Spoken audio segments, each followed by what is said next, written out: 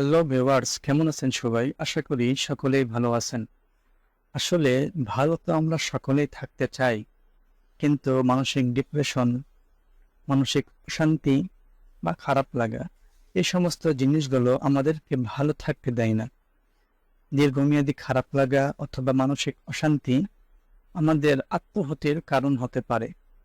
আমরা আশেপাশে যদি লক্ষ্য করি তাহলে দেখতে পাবো যে অনেক মানুষই কিন্তু আত্মহত্যা করতেছে। পৃথিবীর কোনো না কোনো জায়গায় প্রতি ৪০ সেকেন্ডে কিন্তু একটি করে মানুষ নিজের আত্মাকে হত্যা করে ফেলতেছে। যে সমস্ত মানুষগুলো তার আত্মাকে হত্যা করে ফেলতেছে বা আত্মহত্যা করতেছে, তারা কিন্তু ভাবতেছে যে আমি যদি নিজের আত্মাকে হত্যা করে ফেলি তাহলে হয়তোবা এই পৃথিবীর অশান্তি থেকে আমি মুক্তি পাবো। পৃথিবীর অশান্তি থেকে আমি দূর হয়ে যাব। আসলে কি তাই? না, সেটা কখনোই সম্ভব হয় না। বরঞ্চ সে আত্মহত্যা করার দ্বারা তার জীবনকে আরো সংকীর্ণতম জায়গার দিকে ঠেলে দিল। সে জীবনে পরাজয় একটি ব্যক্তি হয়ে গেল। আমরা কিন্তু এই আত্মহত্যা করে ফেলি নিজের বোকামির কারণে অথবা নিজের মস্তিষ্কের ফাঁদে পড়ে। কিভাবে? আমরা দেখতে পাবো যে সমস্ত মানুষগুলো আত্মহত্যা করতেছে, তারা কয়েকটি সমস্যার সম্মুখীন হচ্ছে। সেই সমস্যাগুলো কি? হয়তোবা বিরহ বিচ্ছেদ অথবা অভাব অনটন অথবা একাকিত্ব। এই তিনটি জিনিসের যে কোনো একটির কারণে অধিকাংশ মানুষ কিন্তু আত্মহত্যা করে ফেলে। কিন্তু তারা যদি আশেপাশের বাস্তবিক মানুষের দিকে তাকাইতো, যে সমস্ত মানুষগুলো যাদের হাত নেই পা নেই, তারপরেও কিন্তু ভিক্ষাবৃত্তি করে তার জীবনকে চালিয়ে নিচ্ছে, তারপরেও কিন্তু তারা আত্মহত্যা করতেছে না। তারা ভাবতেছে না যে আমার এই জীবন কি কোনো জীবনই নয়। কারণ মানুষের কাছে হাত পেতে, মানুষের অবজ্ঞার শিকার হয়ে যে মানুষগুলো দিনের পর দিন বেঁচে থাকতেছে, বাঁচার লড়াই করতেছে, তার থেকেও কি আপনার জীবনে কষ্ট বেশি? কখনোই নয়। তার থেকে কিন্তু আপনার কষ্ট বেশি নয়। তারপরেও কিন্তু আমরা আমাদের জীবনকে শেষ করে ফেলতেছি। কেন? যে মস্তিষ্ক আমাদেরকে বোঝাচ্ছে যে আমরা পরাজিত হয়ে গিয়েছি। আমরা একটি প্রতিযোগিতাতে রয়েছি, যে প্রতিযোগিতাতে জয়ী হতে না পারলে জীবনকে হত্যা করে ফেলতে হবে, জীবনের কোনো দাম নাই। কিন্তু না, এমনটি ভাবলে হবে না। আমাদেরকে বুঝতে হবে যে পৃথিবীতে আমরা কেন এসেছি এবং কি করলে আমরা সফল।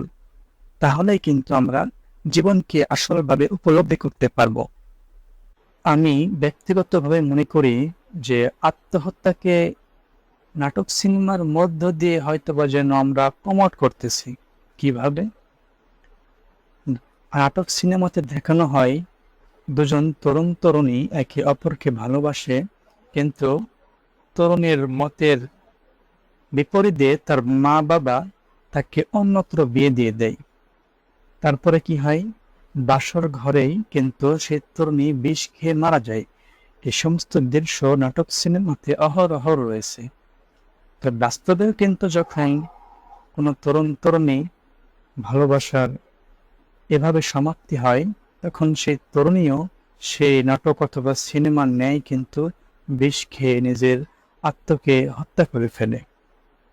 আবার নাটক সিনেমাতে এমন দৃশ্যের অভাব নেই যেখানে তরুণ তরুণী নিজেদের ভালোবাসার স্বীকৃতি কোথাও পাচ্ছে না। না পাচ্ছে ছেলেদের পরিবারে, না পাচ্ছে মেয়েদের পরিবারে। তখন তারা হাতে হাত রেখে আত্মহত্যা করে ফেলে। কত মুখরোচক একটি কাজ! কিন্তু এই সমস্ত মুখরোচক কাজগুলো দেখেই, দৃশ্যগুলো দেখে কিন্তু বাস্তবেও তরুণ তরুণীরা তাদের আত্মহত্যা করে ফেলতেছে। এই সমস্ত সিনেমার দৃশ্যগুলো আমাদের বয়কট করা উচিত এবং আত্মহত্যার এই সিনগুলো ঘটনাক্রমে এভাবে দেখানো উচিত নয়।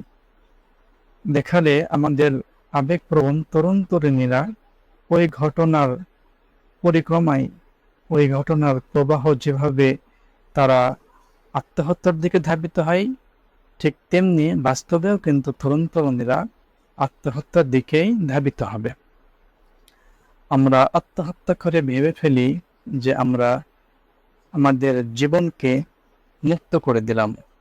কিন্তু আপনি যদি মুসলমান হয়ে থাকেন তাহলে আত্মহত্যা যে করে কত একটি বড় পাপ আপনি হয়তো বা বুঝতেছেন না। একটি ঘটনা বললে আপনি বুঝতে পারবেন।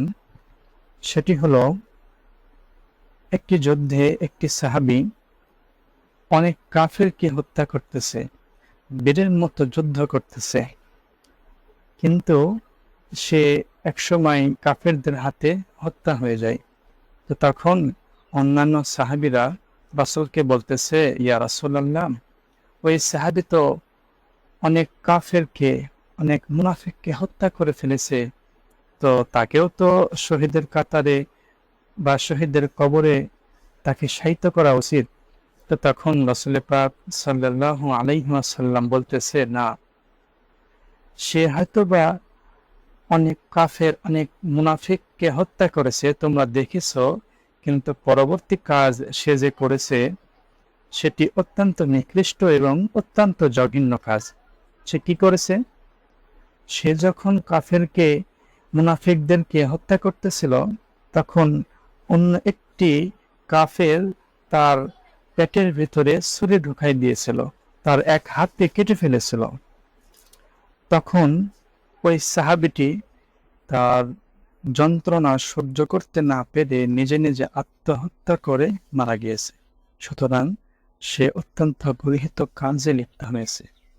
সে যুদ্ধের প্রথমাংশ যতই বীরের বেশে কাফেরদেরকে, মুনাফিকদেরকে হত্যা করুক না কেন, সে যে কাপুরুষের মতো তার আত্মাকে হত্যা করেছে, এটি তার জন্যে জাহান্নামে যাবার জন্য যথেষ্ট। সুতরাং আপনি যে ধর্মেরই হন না কেন, আত্মহত্যা কোনো ধর্মেই কিন্তু স্বীকৃত নয় বা বৈধ নয়।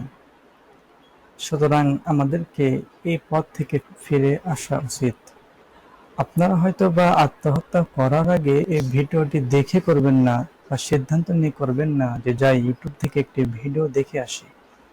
কিন্তু এই যে আপনারা যারা ভিডিওটি দেখতেছেন, তাদের কোনো না কোনো সময় কিন্তু আত্মহত্যার চিন্তা মাথার ভিতরে আসবে।